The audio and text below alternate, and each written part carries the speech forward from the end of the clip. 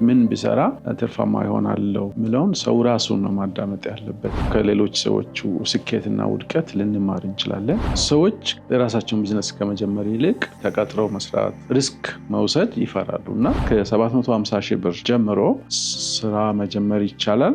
የት ቦታዎች ላይ ብንከፍት የበለጠ ተመራጭ ያደርጋል ብለህ ታስባለህ? ወደዚህ ሴክተር ስንገባ ገበያ ችግር ይኖራል ተብሎ በፍጹም አይታሰብም። ገበያው ላይ ተወዳዳሪ ለመሆን የሚያስፈልገው ነገር ምንድነው? ከማስቀመጥ ከሴቪንግ ይልቅ ወደ ኢንቨስትመንት ብናተኩር መሆን የተሻለ ነው። ሪስክ ይገጥመኛል፣ እንደዚህ ከስራለሁ፣ እንደዚህ ሆናለሁ ብለን ምንፈራቸው ነገሮች በእነሱ ምክንያት የሚደርስብንን ኪሳራ ባለመጀመራችንም ያ ኪሳራ ያገኘናል። እንዴት ነው መሸጥ ያለብኝ? ያመረትኩትን ነገር እንዴት ወደ ገበያ ይዤ እመጣለሁ ምለው ለከተማ ሰው በፋሽን መልኩ ማምረት እንችላለን። ለገጠር ሰው ገበያ ትስስር እንፈጥራለን። በወር ከ200 እስከ 300 ሺህ ብር የተጣራ ትርፍ እናገኛለን። ሌሎች ሰዎች ስለተሳካላቸው የሆነ ሰው ይሳካለታል ማለት አይደለም። እጥረት ቢዝነስ ለሚሰሩ ሰዎች መነሻ ሀሳብ ነው። ወደዚህ ቢዝነስ ብንገባ እጅግ በጣም ተፈላጊ፣ እጅግ በጣም አዋጭ የሆነ ቢዝነስ ነው። ለምንድነው አዋጭ የሚሆነው?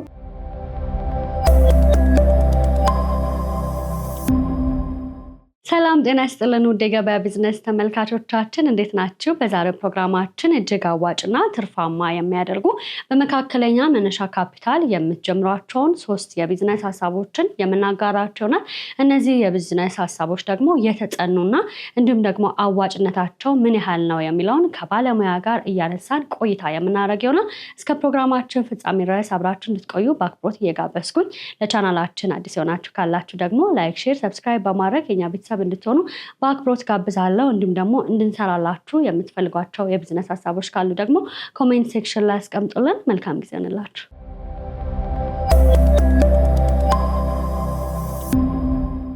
ሰላም ጤና ይስጥልን። እንኳን ደህና መጣክ። እንኳን ደህና ቆያችሁ። ስቱዲዮ ድረስ ፈቃደኛ ሆነ ስለመጣ እጅግ አድርጌ አመሰግናለሁ። በመጀመሪያ ራስህንና እንዲሁም ደግሞ ድርጅታችሁን አስታውቅ። እሺ፣ አመሰግናለሁ። እኔ እሸቱ እባላለሁ። የአዲስ እይታ ኦፕሬሽን ማናጀር እና ቢዝነስ ኮንሰልታንት ነኝ። መልካም። እንግዲህ ድርጅታችሁ የተለያዩ የቢዝነስ ሀሳቦችን ጥናት በማጥናት የተለያዩ ስራዎችን የሚሰራ ድርጅት ነውና ምንድን ነው አዲስ እይታ? እንግዲህ ላለፉት 10 እና ከዛ በላይ ዓመታት ሰዎች ወደ ቢዝነስ በእውቀት እንዲገቡ የማማከር የማሰልጠንና የገበያ ጥናት በማድረግ ብዙ ሰዎች ወደ ቢዝነስ እንዲገቡ እያደረገ ያለ ተቋም ነው። በዋናነት አሁን ላይ ቢሰሩ ያዋጣል ብለን የምንላቸውን በአነስተኛ በመካከለኛና በከፍተኛ ኢንቨስትመንት የሚሰሩ ቢዝነስ አዋጭነታቸውን አረጋግጠን ለደንበኞቻችን ስልጠና እንሰጣለን፣ የማማከር አገልግሎት እንሰጣለን። ከዛ ባለፈ በተለያየ መንገድ የቢዝነስ አዋጭነት ወይም ማርኬት ጥናት ለሚፈልጉ ደግሞ የአዋጭነት ጥናት እናጠናለን። ይሄ ነው በዋናነት የምንሰራው ስራ ማለት ነው። መልካም። በመጀመሪያ ስለምናነሳ አዋጭነትና ትርፋማ ስራ ከማንሳታችን በፊት አንድ ሰው ቢዝነስ ለመጀመር ሲፈልግ ምንድነው ማድረግ ያለበት? ምክንያቱም አሁን ብዙ ሰው እጁ ላይ ገንዘብ ኑሮ ምን ልስራ፣ ምን ብሰራ ያዋጣኛል የሚሉ ጥያቄዎችን ይጠይቃልና መጀመሪያ ማድረግ ያለበት ነገር ምንድነው? ሰዎች ገንዘብ ኖሯቸው የሚሰሩበት የቢዝነስ ሀሳብ አንዳንዴ አይኖራቸውም ወይንም ምን እንደሚሰሩ ለመወሰን ይቸገራሉ። አንዳንድ ሰዎች ደግሞ ሀሳብ አላቸው፣ ግን ያንን ሀሳብ ወደ ገንዘብ ለመቀየር ገንዘብ ይቸገራሉ እና ከዛ አንጻር ቢዝነስ ከመጀመራችን በፊት አንድ ማወቅ ያለብን ነገር ውስጣችን ላይ ያለውን የኛን ፐርሰናል የሆነ ወይም የግል ፓሽን ማወቅ አለብን። ማለት ምን ቢሰራ ትርፋማ ይሆናል ምለውን ሰው ራሱን ነው ማዳመጥ ያለበት። በእርግጥ ሌሎች ሰዎች ለኛ ኤክስፒሪየንስ ሊሆኑ ይችላሉ። ከሌሎች ሰዎች ስኬትና ውድቀት ልንማር እንችላለን። ነገር ግን ሌሎች ሰዎች ስለተሳካላቸው የሆነ ሰው ይሳካለታል ማለት አይደለም። ኢንተረስት ውስጥ ፓሽን ወይንም ግላዊ የሆነ የውስጥ ስሜትን ማዳመጥ ትልቁ ፖይንት ነው። በመጀመሪያ ሰው ቢዝነስ ከመስራቱ በፊት ማሰብ ያለበት። ሁለተኛው ገበያውን አካባቢውን ማጥናት ደግሞ ሁለተኛው ነገር ነው። ይሄንን በሁለት መልኩ ማጥናት ይችላል። በየአካባቢያችን ሰዎች ምን ይፈልጋሉ፣ ምን ጎደለ፣ ምን ፈልገው ምን አጡ፣ ይሄንን እኔ ባቀርብ ትርፋማ ይሆናል የሚለውን ሰው በራሱ መንገድ ጥናት ማድረግ ይችላል።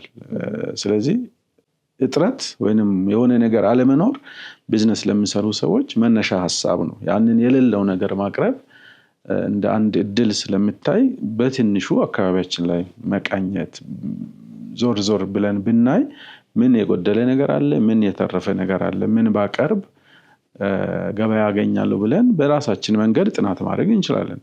ሁለተኛው ግን ከፍ ባለ ኢንቨስትመንት ከሆነ የምንፈልገው በፈቃድ ባላቸው እና ሳይንሳዊ በሆነ መንገድ የገበያ ጥናት ማጥናት ወይም ማስጠናት እንችላለን። ለምሳሌ በትልቅ ኢንቨስትመንት በ10 ሚሊዮን 20 ሚሊዮን ከዛ በላይ ካፒታል ከሆነ ቢዝነስ ለመስራት የምናስበው አገራዊ ማክሮ ኢኮኖሚው ምን ይመስላል፣ ምን ያክል ፕሮዳክሽን አለ፣ ምን ያክሉ ከውጭ ይገባል፣ ምን ያክል አምራቾች አሉ፣ ዲማንድ ጋፑ ምን ይመስላል፣ መንግስትስ በዚህ ኤሪያ ላይ መንግስት ፖሊሲ ምን ይመስላል ምለውን ጠቅለል ያለ የማክሮ ኢኮኖሚ ጥናት ያስፈልጋል። ያንን በግላችን ላናጠና እንችላለን፣ ምክንያቱም መረጃ አናገኝም። ስለዚህ ያንን የሚያጠኑ ተቋማት አሉ፣ ወይንም የመንግስቱን የግል ተቋማት አሉ። በዛ መልኩ ገበያ ጥናት አጥንተን በእውቀት ላይ የተመሰረተ ኢንቨስትመንት ውስጥ ብንገባ የተሻለ ነው። አዲስ ኢታም አንዱ የሚሰራው ይሄንን የገበያ ጥናት ማጥናት ነው። መልካም። ዛሬ እንግዲህ በዋናነት ለተመልካቾቻችን በመካከለኛ መነሻ ካፒታል ልንጀምራቸው የምንችላቸውን 3 የቢዝነስ ሀሳቦችን ልናጋራቸው ነውና እነዚህ የቢዝነስ ሀሳቦች ደግሞ ስራው ላይም ቆይታ እንደማድረግክ እጅግ አዋጭና ትርፋማ ናቸው ብለናልና ምን ምንድን ናቸው? የሚያስፈልጉ ነገሮችስ ምንድን ናቸው የሚለውን ብናነሳ ደስ ይለኛል።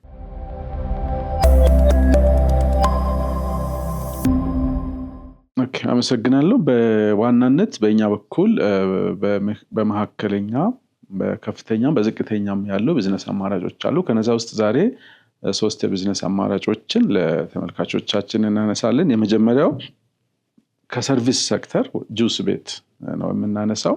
እንግዲህ ሁላችንም እንደምናውቀው የጁስ ቤት በከተሞች አካባቢ በጣም የሰው እንቅስቃሴ በሚበዛበት ወቅት ሰዎች እየተንቀሳቀሱ ከሚጠቀሙ ነገሮች አንዱ ጁስ ነው። ረጅም ጊዜ ቆይተሽ ምግብ አዘሽ ምናምን ሳይሆን ትንሽ ጊዜ ወስደሽ ተጠቅመሽ የምትሄጂው ከከተሞች የላይፍ ስታይል ጋር በተለይ አሁን ካለው ከአዲስ አበባ የሰዎች እንቅስቃሴና ከመንገድ ዳር ልማት ጋር ከኮሪደር ልማት ጋር ተያይዞ ይሄኛው ሰርቪስ ሴክተሩ በጣም ቡም እያደረገ ያለ ሴክተር ነው። ከዛ ውስጥ አንደኛ ጁስ ቤት ነው። ጁስ ቤት እንደ መነሻ ከ750 ሺህ ብር ጀምሮ ስራ መጀመር ይቻላል። በዋናነት የሚያስፈልጉ ግብዓቶች ለተወሰነ ቦታ ያስፈልገናል። ከዛ ውጭ መቀመጫዎች እንግዶችን ወይም ደንበኞቻችን የምናስቀምጥበት ወንበር ያስፈልገናል። ማሽነሪዎች ያስፈልጉናል። ግብዓቶች ኦልሬዲ የምንጠቀማቸው ጥሬ ዕቃዎች የተለያዩ የፍራፍሬ ግብዓቶችና ሌሎች ኢንዱስትሪ ምርቶችን መጠቀም እንችላለን። ወደዚህ ቢዝነስ ብንገባ በወር ከ200 እስከ 300 ሺህ ብር የተጣራ ትርፍ እናገኛለን። እንግዲህ ወደዚህ ሴክተር ለመግባት ስናስብ በዋናነት 2 ነገሮች ላይ ትኩረት ማድረግ አለብን። አንደኛው ትኩረት ማድረግ ያለብን ቦታ መረጣ ላይ ነው። ሰርቪስ ሴክተር በራሱ የሆነ ቦታ ላይ አምርተን ሙቭ አድርገን የምንወስደው አይደለም። እዛው እንሰራለን፣ እዛው ለደንበኞቻችን የምንሰጠው ስለሆነ ቦታ ስንመርጥ ሰዎች የሚበዙበት አካባቢ፣ ደንበኞቻችን የምናገኝበት አካባቢ ላይ መሆኑን እርግጠኛ መሆን አለብን። አንደኛው ቦታ ላይ በደንብ ትኩረት ሰጥተን ቦታ መፈለግ አለብን።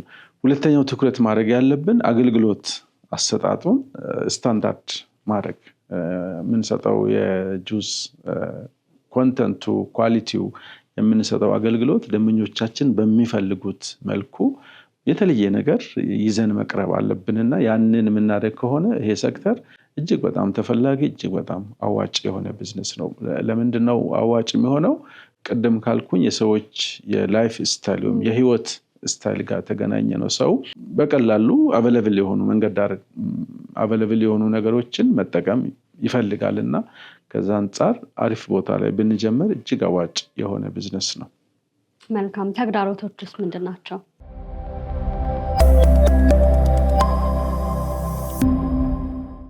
አንደኛው ተግዳሮት እዚህ ሴክተር ላይ ቦታ ለማግኘት ነው። ቦታ አሁን በተለይ በዝቅተኛና በመካከለኛ ካፒታል ለሚጀምሩ ሰዎች የቦታ ውድነት በተለይ አዲስ አበባ ላይ አንዱ ቦታ ክራይ አንዱ ቻሌንጅ ነው። ቢዝነሱ አለ፣ ገበያው አለ፣ ሰዎች አሉ፣ ተጠቃሚዎች አሉ፣ ግን ቦታ ማግኘቱ አንደኛው ቻሌንጅ ነው። ሁለተኛው ቻሌንጅ ሊሆን የሚችለው የሰዎች የሚጠቀሙትን ይሄ የተለመደ ነገር ይዘን ስንገባ ኮምፒቲሽን መኖሩ ሌላው ቻሌንጅ ነው። ምንድነው ኮምፒቲሽን? በእርግጥ የትኛውም ዘርፍ ላይ ኮምፒቲሽን አለ። ግን አሁን ትራዲሽናል በሆነ መንገድ ቢዝነስ ስንጀምር የሆነ ቦታ ላይ ጀምረሽ አንቺ በጣም ጥሩ ማርኬት ላይ ስትሆኚ ሌላው አጠገብሽ ላይ መጥቶ እንትን ይጀምራልና ያንን ደንበኞችን ለረጅም ጊዜ መያዝ አንዱ ቻሌንጅ ይሆናልና እሱን ካስተካከልን ወይ ማኔጅ ካደረግን ሴክተሩ እጅግ በጣም አዋጭ ነው። መልካም። የገበያ ፍላጎቱ እንግዲህ የምግብ ነክም ስለሆነ ምንም አያጠራጥርም። ግን ምናልባት እንደዚህ አይነት ቦታዎችን ስንከፍት ቦታውን ማወቅ እጅግ አስፈላጊ ነው ቅድም እንዳልከውና የት ቦታዎች ላይ ብንከፍት የበለጠ ተመራጭ ያደርገዋል ብለህ ታስባለህ? እንደዚህ አይነት ምግብ ነክና አሁን ጁስ ቤት፣ ቡና፣ ኮፊ ሃውስ እነዚህ አይነት ቤቶች ሰርቪሶች በዋናነት ሰዎች የሚበዙባቸው አካባቢዎች ላይ ቢከፈቱ ሞር የተሻለ ነው። ለምሳሌ የታክሲ ተርሚናል አካባቢ ትራንዚሽን ቦታዎች ላይ ላይክ ሰዎች የሆነ ቦታ ላይ ከታክሲ ወርደው ወደሚቀጥለው ታክሲ የሚሳፈሩበት አካባቢ ቢሆን ቁርስ ሰዓት ላይ ምሳ ሰዓት ላይ እነዛ ሰዎች አገልግሎት ማግኘት ይችላሉ። ትራንዚሽናል አካባቢዎች በጣም ቤስት ናቸው። ለምሳሌ አዲስ አበባ ላይ አሁን ቢጠቅሺ ሜክሲኮ፣ መገናኛ፣ አያት፣ ጋርመንት ከሆነ ቦታ ይመጣሉ፣ የሆነ ቦታ ይሳፈራሉ። እነዚህ ትራንዚሽናል አካባቢዎች በጣም ተመራጭ ናቸው። ሁለተኛው ለእንደዚህ አይነት ቢዝነስ አዋጭ እንዲሆን የሚያደርገው ቦታ ሁለተኛው የሰው በቋሚነት ብዙ ቢሮዎች ያሉበት አካባቢ የመንግስት ሊሆን ይችላል፣ የግል ሊሆን ይችላል፣ ተቋማት ያሉበት አካባቢ በጣም ተመራጭ ያደርገዋል። አካባቢያችን ላይ ትምህርት ቤት ሊሆን ይችላል፣ ኮሌጅ ሊሆን ይችላል፣ የመንግስት ተቋም ያለበት ጋር ቢሮዎች ያሉበት አካባቢ ቢሆን በጣም ጥሩ ነው። ሌላኛው ትላልቅ ህንፃዎች ላይ ያሉ ንግድ ቤቶች፣ ሞሎች፣ ሱፐርማርኬቶች፣ የገበያ ቦታዎች ላይ ቢሆን እርስ በርስ መመጋገብ ስለሚኖር ለምሳሌ የሆነ ቦታ ላይ ጀመና ቡና ምሰራለ፣ የሆነ ቦታ ላይ ሱፐርማርኬት አለ፣ የሆነ ሱቅ ላይ በጣም ትላልቅ ቡቲኮች ሊኖራሉ። እዛ ውስጥ ያለ ሱቅ ላይ የሚሰራ ሰውም ለመግዛት የሚመጣ ሰውም ገበያ ለመሸመት የሚመጣ ሰው የሚገዛም የሚሸጥም ሰው ስላለ እንደዚህ አይነት አካባቢዎች ላይ ቢሆን ሞር ተመራጭ ያደርገዋል። መልካም። ወደ ሁለተኛው የቢዝነስ ሀሳብ እንሸጋገር።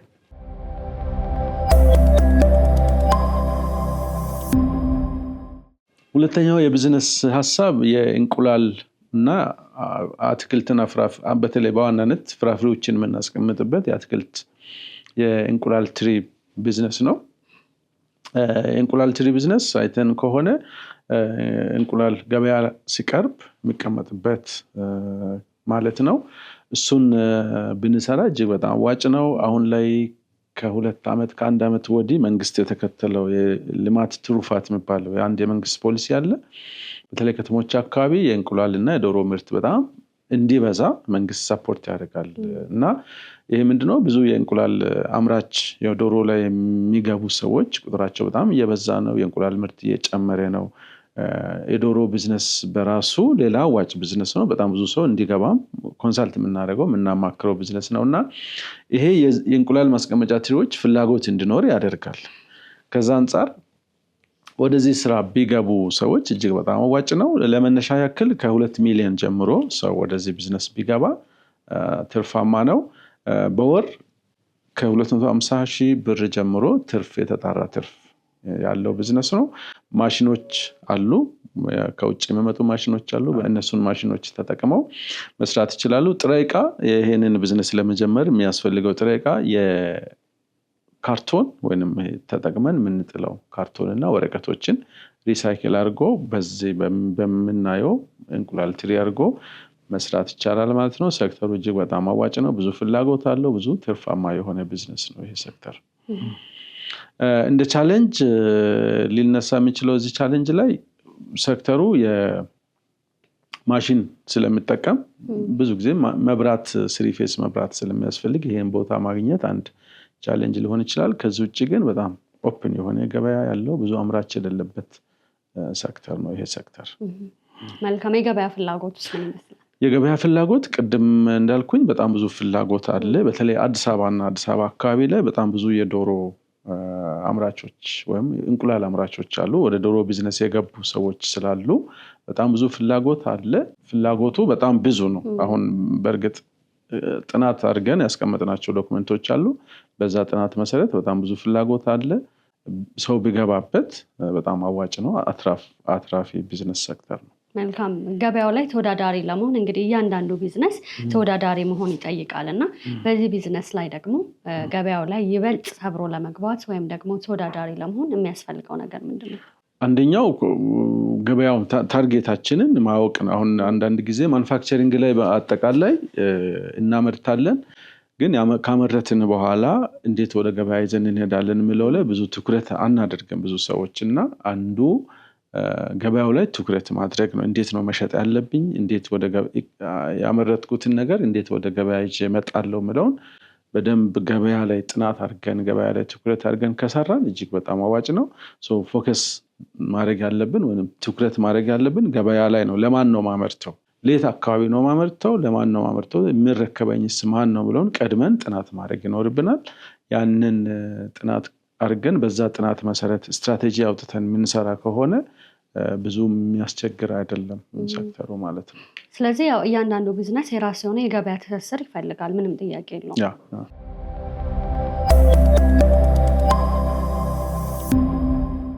ገበያ ትስስሩን በሁለት መልኩ ማግኘት እንችላለን። አንደኛው በራሳችን መንገድ ልክ ምርት ውስጥ ስንገባ ለማን ነው መሸጥ ያለብኝ ብለን የራሳችን ገበያ ጥናት ማርኬት ስትራቴጂ ብለን አንዱ ገበያ ጥናት ላይ የምናጠናው እሱ ነው። ማርኬት ስትራቴጂ ምርቱን ወዴት አካባቢ ነው የሚሸጠው፣ ለማን ነው የሚሸጠው፣ እንዴት ነው ዲስትሪቢዩት ማድረገው የሚለውን ማስቀመጥ ማለት ነው። እሱ ላይ በደንብ ክሊር ማድረግ ነው። ሁለተኛው ራስ ማምረቱ ላይ ብቻ ፎከስ ማድረግ ከሆነ የዲስትሪቢዩሽኑን ወይም የገበያውን ደግሞ ለሌላ ሰው አሳልፎ መስጠት። ለምሳሌ ዲስትሪቢዩት የሚያደርጉ ተቋማት፣ ድርጅቶች፣ ነጋዴዎች ስላሉ እኔ ማምረት ላይ ነው ማተኩረው፣ ከፋብሪካዬ መጥቶ ይረከባል፣ እነሱ ናቸው ስለ ዲስትሪቢዩሽኑ የሚጨነቁ ብለው ምርጫው የራሳችን ነው የሚሆነው ማለት ነው። አመርታለሁ ዲስትሪቢዩት አደርጋለሁ ብሎ አንድ ምርጫ ነው። አይ እኔ ማምረት ላይ ብቻ ነው ማተኩረው ብለው ደግሞ የራሳችን ነው ምርጫ ነው የሚሆነው። መልካም፣ ወደ ሶስተኛ ቢዝነስ ሀሳብ እንለፍ።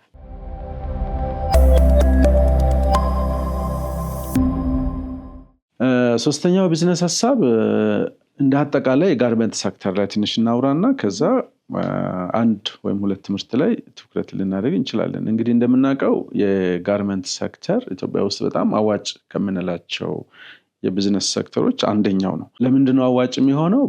በብዙ ምክንያቶችን ልናነሳ እንችላለን። በዋናነት ኢትዮጵያ ውስጥ ያለው የህዝብ ቁጥር ለጋርመንት ሴክተር ተመራጭነት አንዱ ምክንያት ነው። በጣም ብዙ ህዝብ ነው ያለን፣ ወደ 130-120 ሚሊዮን። ያ ሁሉ ሰው በአንድም በሌላም የአልባሳት ተጠቃሚ ነው።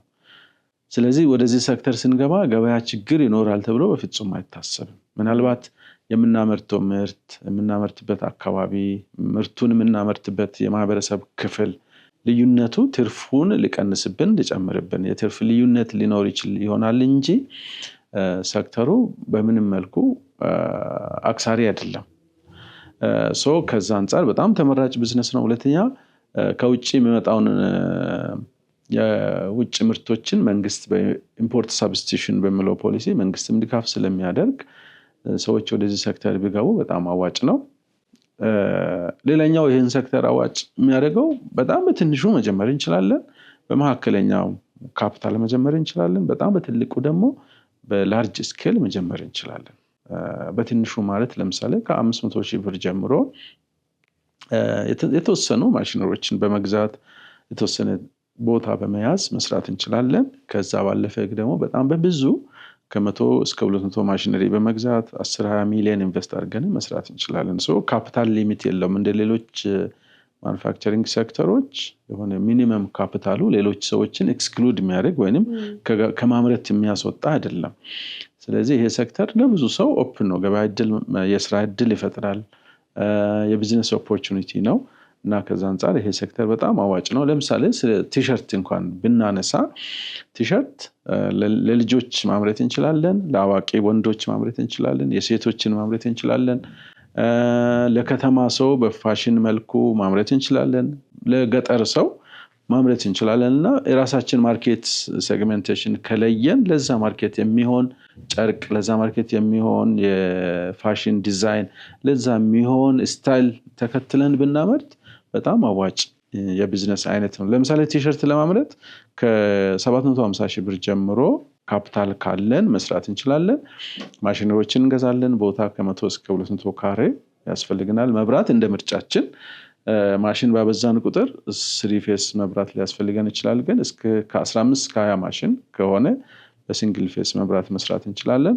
ወደዚህ ሴክተር ብንገባ ለምሳሌ 700,000 ብር ኢንቨስት ብናደርግ ከ200 እስከ 250,000 ብር በወር የተጣራ ትርፍ ይኖራል ማለት ነው። እንግዲህ እነዚህ ስራዎች እስካመረት ድረስ ቶሎ ቶሎ ገበያውን ተቀላቅለን መሸጥ አለብን ብዬ አስባለሁ። ስለዚህ ቅድም ያልነው ነገር ወሳኝነት አለው። በተለይ ደግሞ የገበያ ትስስር መፍጠር፣ ለማን ነው የምናስረክበው፣ ለማን ነው የምንሰጠው፣ ለማን ነው የምንሸጠው የሚለው ነገር እጅግ አሳሳቢ ነው እና ወደዚህ ቢዝነስ መግባት የሚፈልጉም ሰዎች ይሄ ያሳስባቸዋል ብዬ አስባለሁ። እና እናንተ ደግሞ ከዚህ አንጻር ስልጠና ትሰጣላችሁ እና እሱንም አያይዘህ ብታነሳለኝ።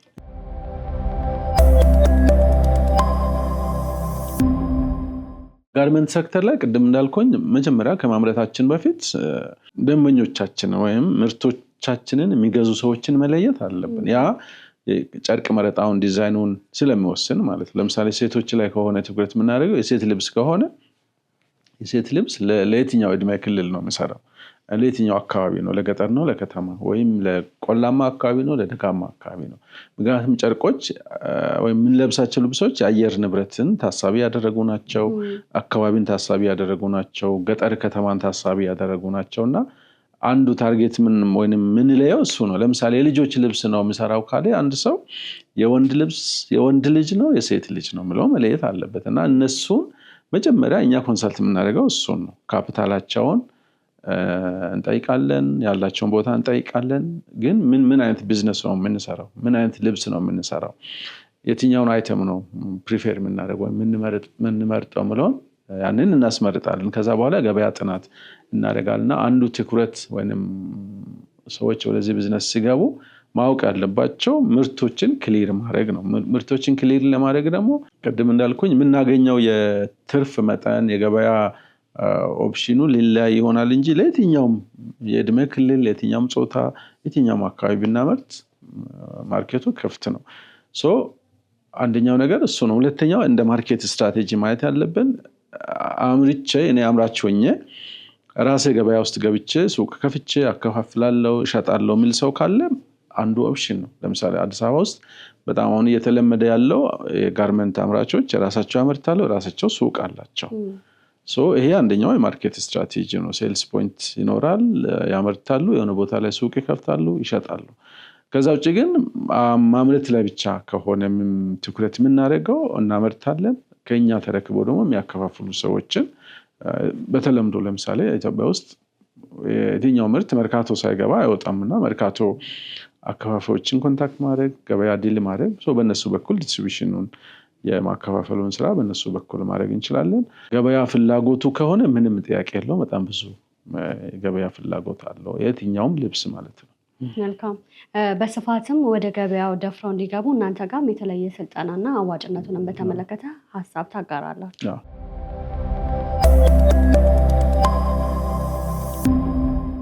የገበያ ጥናት እናጠናለን፣ የባለሙያ ድጋፍ አለን። ለምሳሌ ጨርቅ አንድ ሰው የሆነ ቲሸርት ነው ማመርተው ካለ ለቲሸርት የትኛው ጨርቅ ነው የሚመረጠው? የትኛው ጨርቅ ፕሪፈረብል ነው? ለዚህ ጨርቅ የሚሆን ማሽነሮች ምን አይነት መሆን አለባቸው? ዲዛይኑ ምን መሆን አለበት የሚለው ባለሙያዎች ስላሉ የባለሙያ ድጋፍ እናደርጋለን። ከዛ ባለፈ የማርኬት ትስስር ገበያ ትስስር እንፈጥራለን። ገበያው ደግሞ እንዴት ነው ወደ ገበያ መግባት አለባቸው፣ የትኛውን ማርኬት ስትራቴጂ ቢከተሉ ያዋጣቸዋል የሚለውን የማርኬት ስትራቴጂም የኮንሰልተንሲ ሰርቪስ እንሰጣለን። በእኛ በኩል እንግዲህ እነዚህም ሌሎች በጣም ብዙ የተጠኑ የቢዝነስ አማራጮች አሉ። በዝቅተኛ በመካከለኛ በከፍተኛ ሊሰሩ የሚችሉ የቢዝነስ አማራጮች አሉ። በዋናነት ግን አሁን እኛ እዚህ ያነሳናቸው እንደ ኤግዛምፕል እንደ ምሳሌ ይሄን ቢሰሩ ብለን አልናቸው እንጂ በጣም ብዙ አሉ። ከካፒታልም ከትርፍም አንጻር የተለያዩ የቢዝነስ አማራጮች ስላሉ ሰዎች እኛ ጋር ቢመጡ በተለያዩ ማህበራዊ ሚዲያዎችም ላይ አለን፣ ቢሮዎችንም ቢመጡ መረጃ ማግኘት ይችላሉ። መልካም። ሰዎች ደፍረው ወደ ቢዝነስ እንዲገቡ በመጨረሻ ማስተላለፍ የምትፈልገው መልዕክት ካለ ድልልስ? ሰዎች ከቢዝነስ ከመጀመር የራሳቸውን ቢዝነስ ከመጀመር ይልቅ ተቀጥረው መስራት የሆነ ኮምፎርታብል የሆነ ነገር ላይ ምርጫ ያደርጋሉ። ለምንድነው? በሁለት ምክንያት ነው ብዬ አስባለሁ። አንደኛው ምክንያት የሰዎች የራሳቸው ፐርሰናል ወይም ግላዊ ባህሪ ሊሆን ይችላል። አንዳንድ ሰዎች በባህሪያቸው መድፈር፣ አዲስ ነገር መጀመር፣ ሪስክ መውሰድ ይፈራሉ እና ከዛ አንፃር ባይመችም ወይም ደግሞ የሚያገኙት ገንዘብ ትንሽ ቢሆንም በነበረበት ላይ መቆየት ይፈልጋሉ። ወራዊ የሚያገኙትን ደሞዝ ስለማይቋረጥባቸው ያንን አይጠቅማቸውም፣ ብዙ ከፍ አያደርጋቸውም ፋይናንሻሊ፣ ግን ስለሚፈሩ እዛ ውስጥ መቆየት ይፈልጋሉ እና ይሄ አንደኛው የራሳቸው ፐርሰናል ምክንያት ነው። ብዙ ሰው ወደ ስራ እንዳይገባ፣ ቢዝነስ እንዳይጀምር፣ ተበድሮም ወደ ቢዝነስ እንዳይገባ የሚያደርገው አንደኛው እሱ ነው። ሁለተኛው ምክንያት ብዬ ማስበው ኤክስተርናል ፋክተር ወይንም ከኛ ቁጥጥር ውጭ የሆነ ፋክተር ነው። ኢኮኖሚ ሊሆን ይችላል፣ የመንግስት ፖሊሲ ሊሆን ይችላል። አሁን ያለው አገራዊ ዓለም አቀፋዊ ሁኔታ ሰዎች ወደ ቢዝነስ እንዳይገቡ ምክንያት ነው ብዬ አስባለሁ። እሱ ከምን ጋር ነው የሚገናኘው? በታዳጊ ሀገር ወይም አዳጊ የሆነ ኢኮኖሚ ብዙ ጊዜ የሚተነበይ አይደለም ወይም ፕሪዲክት የሚታደርገው አይደለም። ለምሳሌ በዚህ ዓመት ያለሽን ብር ኢንቨስት አድርገሽ ስራ ለመጀመር ስትዘጋጂ አንቺ የጀመርሽው ወይም ለመስራት ያሰብሽው ስራ ወይ በመንግስት ፖሊሲ ሊሆን ይችላል ወይ በሆነ ዓለም አቀፋዊ በሆነ ሁኔታ ያ ነገር ቢዝነስ መሆኑ ይቀርና የሆነ ቻሌንጅ ይዞብሽ ይመጣል። ከዛ የተነሳ ፕሪዲክት ማድረግ እንቸገራለን ብዙ ጊዜና ያ ደፍሮ ሰዎች ወደ ቢዝነስ እንዳይገቡ ምክንያት ይሆናል። ነገ ምን ሊሆን እንደሚችል አላውቅም ይላል ሰውና እሱ አንዱ ምክንያት ነው። ሌላኛው ምክንያት በእኛ ሀገር ብቻ ሳይሆን ሌሎችም ታዳጊ ሀገሮች ላይ ቢዝነስ ለሚጀምር ሰው ዋስትና የሚሆን ተቋም የለም። ኢንሹራንስ የምንለው ማለት ነው። ለምሳሌ አንቺ መኪና ብትገዢ ልክ መኪና በገዛሽ ዕለት ኢንሹራንስ እንድትገቢ መንግስት ያስገድዳል። ለምንድነው ኢንሹራንስ እንድትገቢ የሚያስገድደው? አደጋ ብታደርሺ የሆነ ነገር ቢሆን ምናምን ተጠያቂ ስለምትሆኚ ማለት ነው። ኢንሹራንስ የሚሰጥሽ ተቋም አንቺ መኪና ስላለሽ ነው ኢንሹራንስ የሚገባልሽ። አሁን ወደ ቢዝነሱ ስንመጣ ግን እኔ ቢዝነስ 500,000 ብር ኢንቨስት አድርጌ ቢዝነስ ውስጥ ቢገባ እና ቢዝነሱ ፌል ቢያደርግ ቢከስር ዋስትና የሚሰጠኝ ተቋም ቢኖር ሲከስር ለኔ የተወሰነ ድጋፍ ቢያደርግልኝ ቢዝነሱ ላይ የመቆየትም የመድፈርም እንትኑ ይኖረኛል፣ ሆነ ድፍረት አገኛለሁ።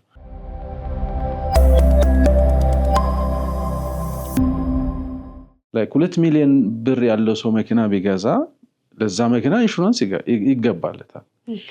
2 ሚሊዮን ያለው ሰው ቢዝነስ ቢጀምር ግን ለዛ ቢዝነስ ዋስትና የለውም። መኪናው ቢወድቅ ቢቃጠል የሆነ ነገር ቢሆን መልሶ ያንን መኪና እንዲገዛ ነው ኢንሹራንሱ። ግን ቢዝነሱ ፌል ቢያደርግ ቢወድቅ ቢከስር ዋስትና ሆኖ ያንን ቢዝነስ ድጋሚ እንዲጀምር የሚያደርግ የተደራጀ ወይም የተቋቋመ ተቋማዊ የሆነ የኢንሹራንስ ስርዓት ስለሌለን ሰዎች ገንዘብን አልበላም ብለው ወይ ባንክ ያስቀምጣሉ ወይ ፊክስድ አሴት ወይ ቤት ይገዛሉ ወይ መኪና ይገዛሉ ወይ የሆነ ፊክስድ ነገር ላይ ያተኩራሉ። ያንን ወደ ገንዘብ ወደ ቢዝነስ መቀየር ላይ ብዙ አይደፍሩም። ከዚህ ካነሳ ነው ፖይንት አንፃር ማለት ነው። ይሄ አገራዊ የፖሊሲ ኢሹ ነው፣ የማክሮ ኢኮኖሚ ኢሹ ቢሆንም ግን ብዙ ሰዎች በተለይ መካከለኛ ካፒታል ያላቸው ሰዎች ብዙ ብሮቻቸውን ገንዘባቸውን ባንክ እንዲያስቀምጡ የሚያደርገው ምክንያት እሱ ነው። ወደ ቢዝነስ እንዳይቀይሩ ያለው የሪስክ ተጋላጭነቱን የሚቀንስላቸው ነገር ስለሌለ ማለት ነው።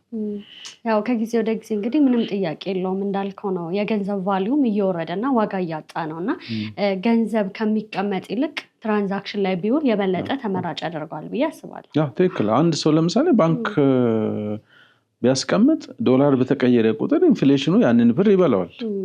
ግን ያ ብር ቢዝነስ ላይ ቢሆን የሆነ ትራንዛክሽን ላይ ቢሆን ኢንፍሌሽኑን የመቋቋም እድሉ በጣም ከፍተኛ። ስለዚህ 10 ሚሊዮን ብር ኖሮሽ ባንክ ከምታስቀምጪ በዛ 10 ሚሊዮን ብታመርችበት ኢንፍሌሽኑን የመቋቋም ጉልበት ያገኛል፣ አቅም ያገኛል። እና ከማስቀመጥ ከሴቪንግ ይልቅ ወደ ኢንቨስትመንት ብናተኩር መሆን የተሻለ ነው። ግን አሁን ያልኩሽ የፖሊሲ ምህዳሮቻችን፣ ኢኮኖሚ ሁኔታው ፕሪዲክት አለመደረጉ፣ ዓለም አቀፍ ሁኔታዎች ተጋላጭ መሆንና ሌሎች ምክንያቶች ሰዎች ገንዘባቸውን ኪሳቸው ውስጥ እንዲያደርጉ ያስገድዳቸዋል። ያ ነው። መልካም። ስለዚህ ዛሬ ነገ ሳንል የምንጀምረው ነው ወይም ደግሞ የምንፈልገውን ነገር በቶሎ መጀመርና ገበያውን መቀላቀል አለብን ብዬ አምናለሁ። አንድ ነገር እዚህ ላይ ማንሳት የምፈልገው ቢዝነስ በመጀመርና ባለመጀመር መካከል ልዩነት አለ። በመጀመርና ባለመጀመር መካከል ለመጀመር ምንፈራው የሆኑ ሪስክ ይገጥመኛል፣ እንደዚህ ከስራለሁ፣ እንደዚህ ሆናለሁ ብለን ምንፈራቸው ነገሮች በእነሱ ምክንያት የሚደርስብንን ኪሳራ ስቲል ባለመጀመራችንም ያ ኪሳራ ያገኘናል። ላይክ አሁን ኢንፍሌሽን ቢመጣ ያገኘናል እና ደፍረን ቢዝነስ ውስጥ ብንገባ አትሊስት ገበያ ውስጥ እንቆያለን፣ ልምድ እናገኛለን። የሆነ ነገር እስከሆን ድረስ የምንጠብቅ ከሆነ ከኛ በላይ የደፈሩ ሰዎች ገበያ ውስጥ ገብተው ኤክስፒሪየንስ አግኝተው የተሻለ ገበያው ኔትወርክ ፈጥረው ልምድ አግኝተው ይጠብቁናል። ስለዚህ ብር ካለን ቢዝነስ መጀመር ካለብን ዛሬ ነው መጀመር ያለብን። የዛሬ ዓመት ብለን ብንጠብቅ ዛሬ ላይ ከኛ ተሻለ የደፈሩ ሰዎች ቢዝነስ ላይ ገብተው ይጀምራሉ፣ ገበያውን ይቀላቀላሉ። የዛሬ ዓመት እኛ ስንገባ እነሱ የአንድ ዓመት ልምድ ኖሯቸው ማርኬቱን ተቆጣጥረው ይጠብቁናል። ስለዚህ መጀመር ካለብን ዛሬ ነው መጀመር ያለብን ብዬ አስባለሁ። መልካም፣ ስለሰጠኝ ማብራሪያ እንዲሁም ደግሞ እዚህ ስቱዲዮ ድረስ መጥተህ ሀሳብ ስላጋራን እጅግ አድርጌ አመሰግናለሁ። ግን ደግሞ በመጨረሻ ተመልካቾች እናንተ ማግኘት ቢፈልጉ በምን አድራሻ ያገኟችሁ? ተመልካቾቻችን እኛን ማግኘት ፈልጉ በተለያዩ የማህበራዊ ሚዲያ ፕላትፎርም አለን። በሶሻል ሚዲያ፣ በፌስቡክ፣ በቴሌግራም፣ በዋትስአፕ እና በቲክቶክ አለን። አዲስ እይታ ብለው መግባት ይችላሉ። ፊዚካሊ በአካል መምጣት ከፈለጉ ቢሮችን ሜክሲኮ ኬኬር ህንፃ ቢሮ ቁጥር 227 ላይ በማንኛውም ስራ ሰዓት አለን። መጥቶ ሊያናግሩን ይችላሉ አለን። መልካም፣ ስለሰጠኝ ማብራሪያ እጅግ አድርጌ አመሰግናለሁ። በሌሎች ስራዎች እንደምንገናኝ አልጠራጠርም። መልካም ጊዜ ነው። አመሰግናለሁ። ታንክ ዩ። ተመልካቾቻችን እንደተመለከታችሁት በዛሬው ፕሮግራማችን እጅግ አዋጭና ትርፋማ የሚያደርጉ 3 የቢዝነስ ሀሳቦችን ከባለሙያ ጋር የሚያስፈልጉ ግብአቶች፣ አዋጭነታቸው እንዲሁም ደግሞ ተግዳሮታቸውን እያነሳን ቆይታ አድርገን ነበር። እስከ ፕሮግራማችን ፍጻሜ ድረስ አብራችሁን ስለነበራችሁ እጅግ አድርጌ እያመሰገንኩኝ በሌላ ፕሮግራም እስከምንገናኝ ድረስ መልካም ጊዜ ሆነላችሁ። ጤና ይስጥልን።